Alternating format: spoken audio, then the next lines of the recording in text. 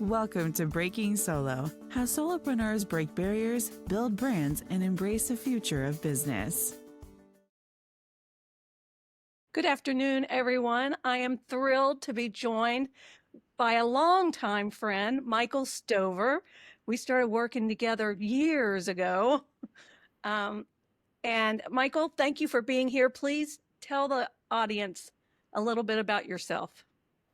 Well, Donna, it's great to be with you again, and I enjoyed working with you a lot in the past. The book we collaborated on that I still like to advertise just because I think it's a great resource.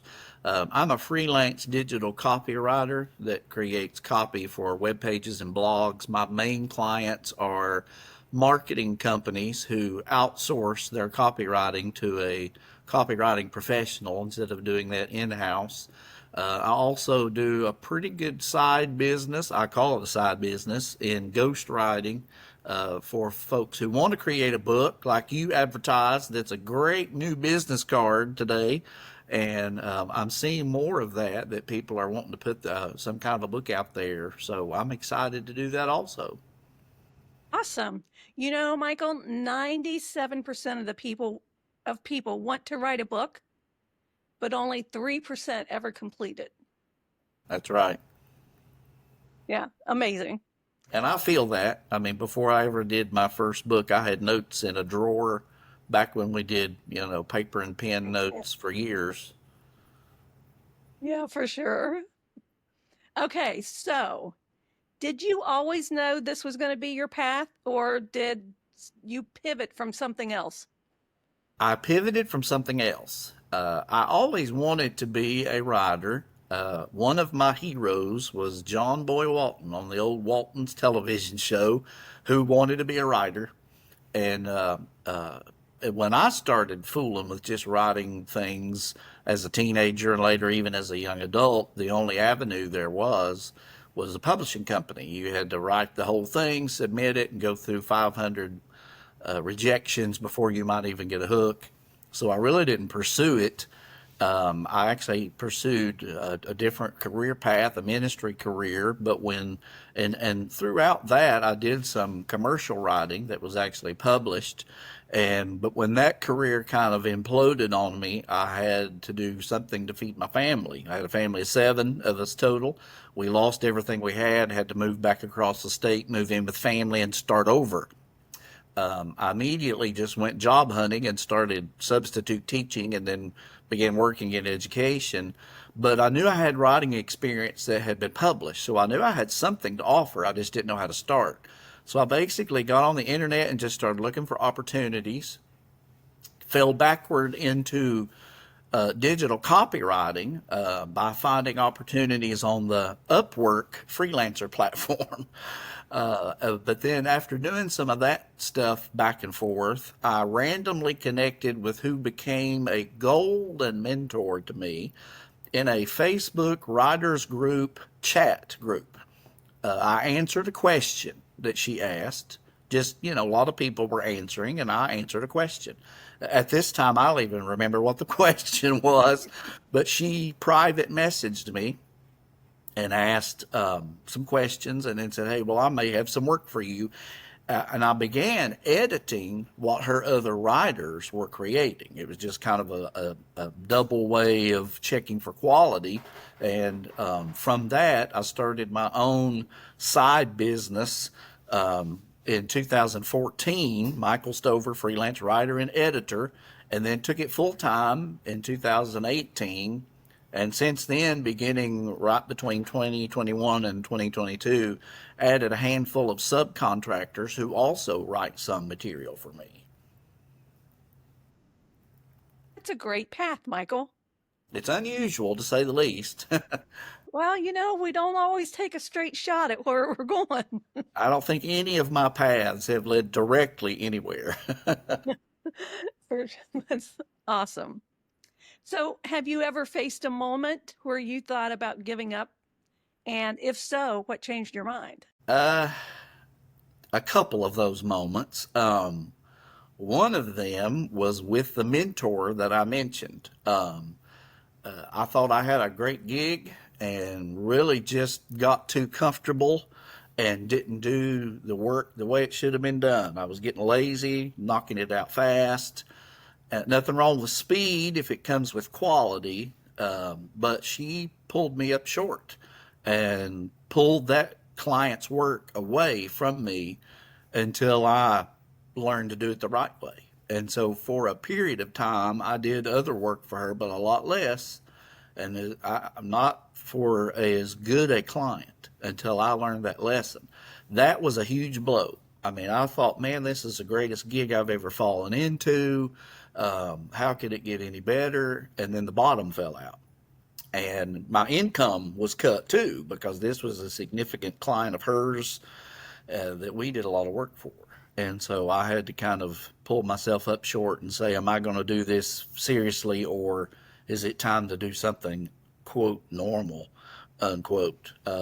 Similar, a few years later, I had a massive client that I did a lot of writing for, and a simple Google algorithm change knocked them completely out. All of their content they were putting out got blacklisted as spam and, not informative writing. They're still fighting that actually with Google, because what we were putting out was great content, but the algorithm change just sunk them. That took about $2,000 a month out of my pocket. And that was another big setback that said, made me really reflect, am I going to keep doing this, or is it time to get a, quote, real job, unquote? Yeah, well, real jobs aren't so real. Yeah. I mean, Yeah. ask all the people that have just been laid off from the Yeah. government. That's exactly right. And one of the things one of my favorite movies is, stars Morgan Freeman and I can't remember the name of the other actor, but there's a quote from that movie where Andy tells Ellis, Morgan Freeman's character, get busy living or get busy dying. It's in the Shawshank Redemption. And it kind of reflected his view of, okay, I've either got to do something to get out of this prison, or I'm just going to die here. But I'm a cancer survivor. Back years early in my writing journey, while I was still in ministry, I had cancer and had to beat it, and it was hard. And that mantra kind of became my survival quote for making it through cancer treatments and not quitting, not giving up, choosing to live, choosing to get up every day and do what I had to do. And so I've used that also in my freelance writing business. Your business can live or die. The choice is up to you. Those two times in particular, there have been others, but those two times, I really thought, is this thing going to crash and burn? Has this been a huge mistake? Have I burned bridges in other careers now that I can't go back to if this fails on me? But I chose to stick with it, and I'm glad I did. Yeah, I'm glad you did too. I had a similar situation where I lost a government contract that was worth $345,000 a year. Mercy. It hurt so bad.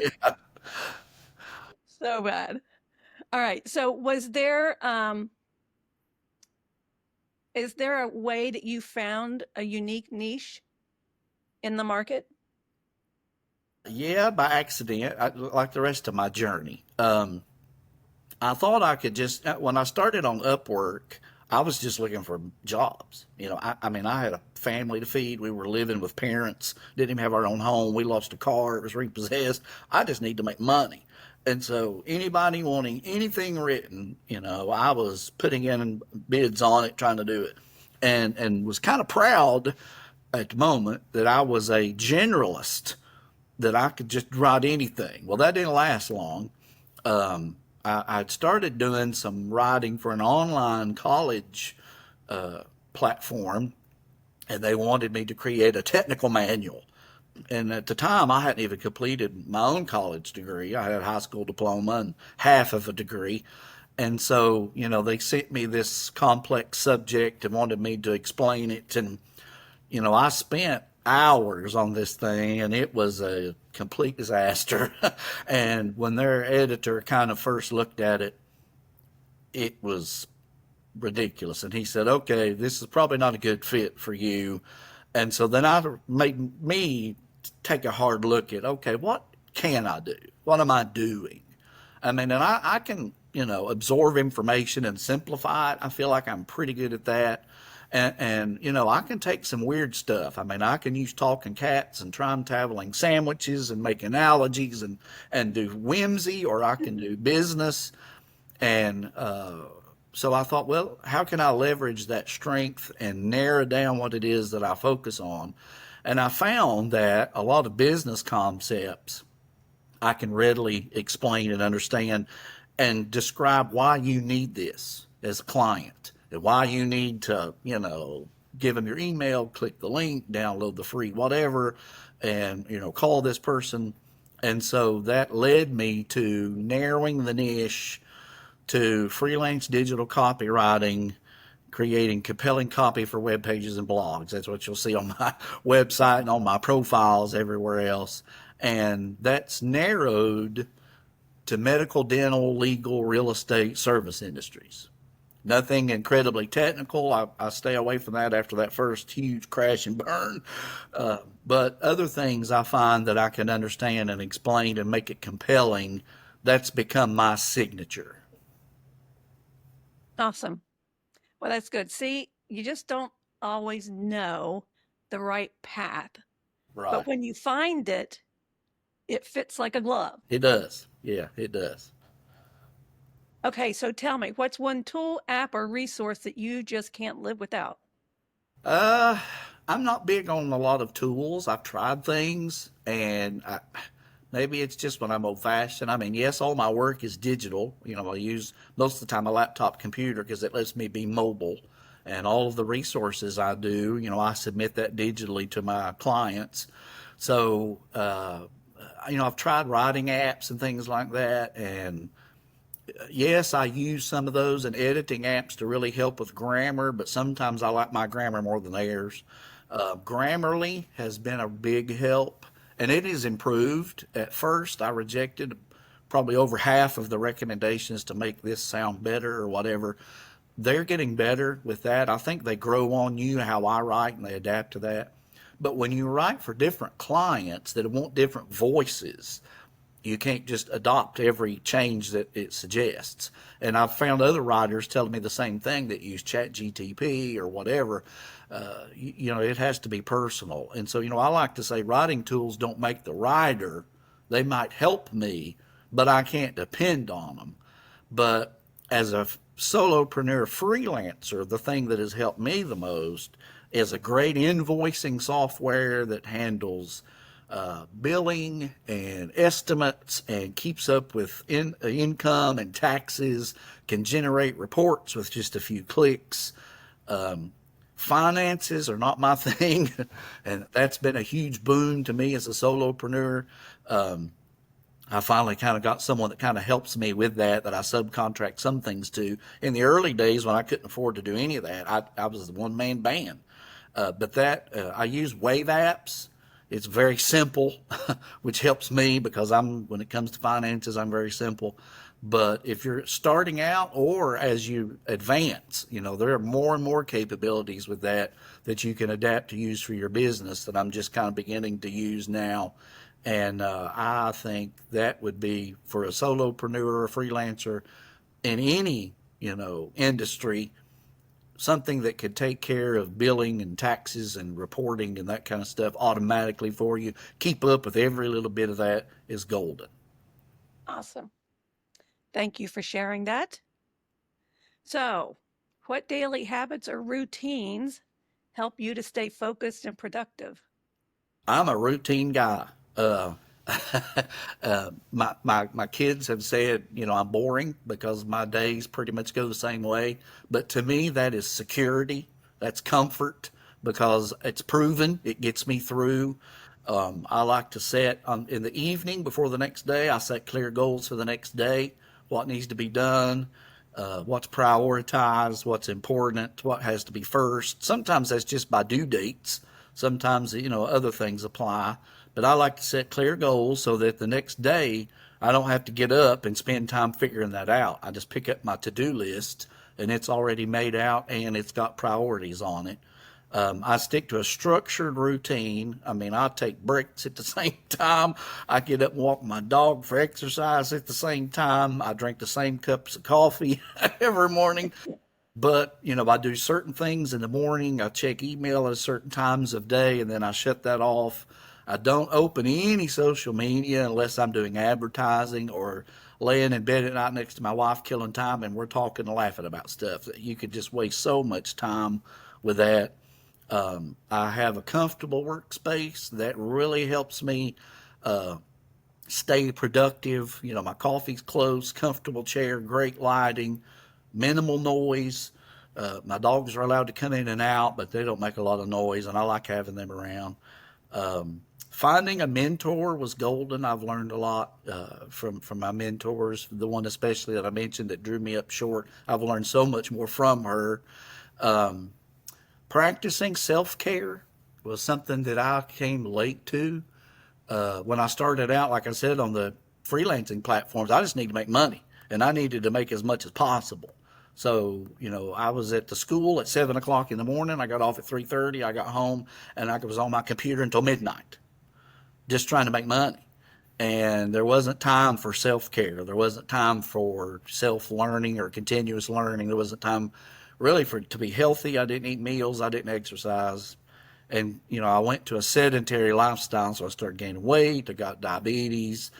I really had to focus on taking care of myself and working that into my routine where I get up and take breaks and, schedule those things just like work appointments to go to the doctor, go to the eye doctor, take care of my diabetes, eat right, and, generally take care of myself so that I can take care of my business.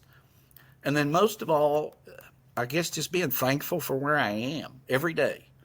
I like to tell people I don't have to get up and write every day, but I get to.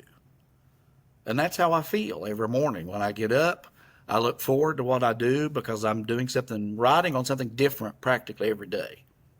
I mean, and it could be from short stories to the Vietnam War to HVAC to personal injury to how are the tariffs going to impact the metal roofing industry. That's what I was just writing on this morning. So I like to call it maintaining an attitude of gratitude, just to be thankful for where I am, for every moment and every success and every opportunity, and just enjoy my freelance life and career. That's awesome, Michael. I'm glad you get to do that every day. So, what's one piece of advice you'd give someone that's considering the solopreneur journey? Wow, one piece of advice. Or 10? Yeah, I write pretty regularly on the Medium platform. I've got my own journal on there called the Freelancing and Writing Source. And probably half of those articles are, advanced advice for freelancers, advice for solopreneurs. I guess the one thing that really sticks out to me, because a good portion of my writing and editing work, I still edit other writers' material. And we connect on different freelancing or productivity platforms. One piece of advice is, over invest in becoming a quality worker and customer service. Deliver something on time or ahead of time. You don't know how many times that I can't do what I need to do in a project because someone else hasn't done what they're supposed to do by the deadline. And freelancers honestly are kind of known for that. Oh, well, they're late. They'll get it in. We might get it on time. Several clients have actually sent me bonuses because I turned work in 3 or 4 days early. That's not a big deal, but to them it was amazing because they're used to getting things late. Over deliver. Deliver more than what they're expecting. And you're going to be the one that they keep coming back to because they can rely on you. They can rely on the quality, your timeliness, and your professionalism. Great advice, Michael. Well, Great and advice. I learned it the hard way. I mean, my mentor just flat out said, you're letting me down. I'll never forget. We were on a phone call. We weren't on a video chat. But she said, Michael, you've let me down because of how I let the quality slip, just trying to do it, hurry, knock it out. And that hurt, and I still remember that, and I don't ever want to hear that from anyone again. So lesson well learned. Yes. Okay, I've really enjoyed our conversation. Tell me, do you have any exciting projects coming up? Well, I have some coming up. I have some recent projects. This golden mentor that I talked about, her name's Kathleen Kruger. She runs an outfit called Crafter of Words LLC, and they contract writing and editing for numerous marketing companies across the United States. If I mention some names, you'd say, yeah, they write for this huge brand. Well, we're the writers behind the scenes that do that. Her and I wrote a book about our method of hiring other subcontractors to work for us called Hey Freelancer, Go Clone Yourself. Our thing is, how can you as a freelancer, as a solopreneur, make more money but work less? Well, you hire subcontractors to do some of that work for you. And, I started out, I am still one of her subcontractors. But now for other clients, I have subcontractors that work for me, that help me produce more, earn more, and spend more time with my dogs or my wife. I also like to write on writing. In my newest book on that, I have one that's been out for a number of years called How to Write Well. I started to title it How to Write Good, just because most people would say that, and it's incorrect. But then I thought people would say, why buy that book from an idiot? This one's called How to Write Well, Writing for Modern Audiences. If you're writing online stuff, people don't read that like they do picking up a book. They're reading for a purpose, they're reading for research, and this talks about how that changes and how that changes how your writing focus. It needs to be different to attract those people. And those are available on my website. You can find my mentor and I are also revamping that book on freelancing. It's going to stay available, but we're going to add a lot of that material and some new material into a larger work that highlights how she started in the freelancing business. And it's also going to talk some about how I started and then how we connected and then how we've learned and what we've learned, including the cloning yourself business model that we're both using, she very successfully and me with growing success. And then last but not least, I love reading, and my favorite genre is historical fiction. And for years, I've wanted to write a historical fiction book. And I've had an outline with character descriptions and everything in my notes, Donna, for 8 years. And that's Wow. all I've done until this year. I began, in what little spare time that I want to write in when I'm not working writing, I've been working on that book. I don't have a title. I put out a post to people that are close to me asking for some advice about the title, but it's set in World War II. A young man joins the Army Air Corps pilot program after Pearl Harbor.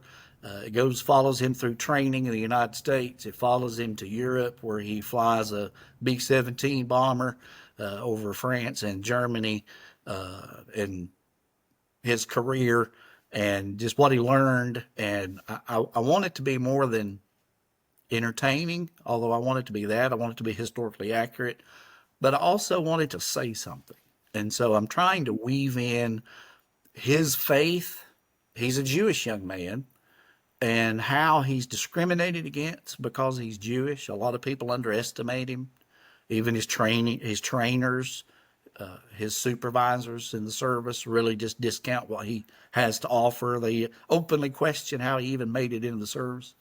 But how he's used in that effort to really influence other people and his own personal struggles and how he overcame them. That's the focus of where I'm going with that. My goal, and Donna, I'm going to need you to help me with this, is to have that published in time for Christmas 2025. Good for you, Michael. Okay, I'll keep nudging you to keep going. Yeah, I'm going to need some expertise from you. So, All right, Michael, I would like for you to share where people can connect with you and learn more about what you do.